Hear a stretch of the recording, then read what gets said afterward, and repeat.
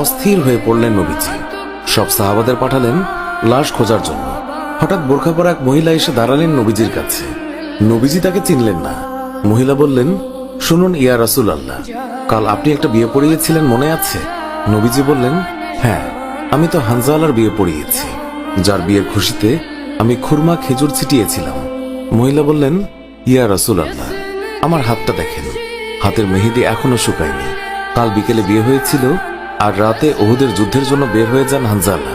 ওনার উপর গোসল ফরজ হয়েছিল, কিন্তু উনি গোসল করে বের হতে পারেননি।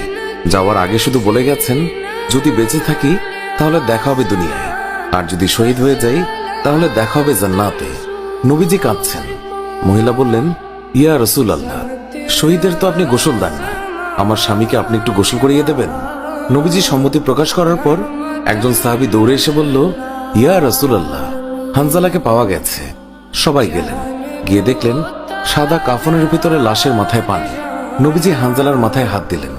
জিবরাইল আলাইহিস সালাম আসলেন নবীর কাছে, এসে বললেন, ইয়া রাসূলুল্লাহ, হানজালার কোরবানিতে আল্লাহ পাক এতটাই খুশি হয়েছে যে আমার বাহিনীকে আদেশ করলেন তাকে নিয়ে আসতে।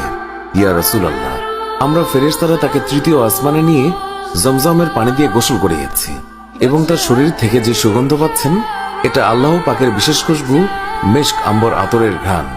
আমরাই ওনাকে কাফনের কাপড়ে আচ্ছাদিত করেছি। আল্লাহ তার প্রিয় মানুষকে কি পরিমাণ ভালোবাসেন, কি পরিমাণ সম্মানিত করেন, তা আমাদের পক্ষে কল্পনা করাও সম্ভব নয়। শহীদগণকে গোসলবিহীন দাফন করা হয়, কারণ কিয়ামতের ওই কঠিন দিন যখন মহান আল্লাহ রাব্বুল আলামিন বিচারের জন্য বসে যাবেন, তখন এই সাহাবায়ে কেরাম আল্লাহর সামনে দাঁড়িয়ে যাবে। মহান আল্লাহ রাব্বুল আলামিন তাদেরকে জিজ্ঞাসা করবেন, বান্দারা, তোমাদের এই অবস্থা কেন?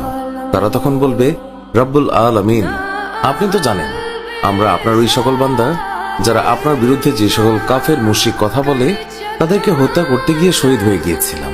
আল্লাহ তাআলা বলবেন, ও আমার বান্দারা, তোমরা যারা আমার জন্য তোমাদের জীবনের মায়া ত্যাগ করেছিলে, তার জন্য আমি তোমাদেরকে আজ বিনা হিসাবে জান্নাত দান করলাম। সুবহানাল্লাহ।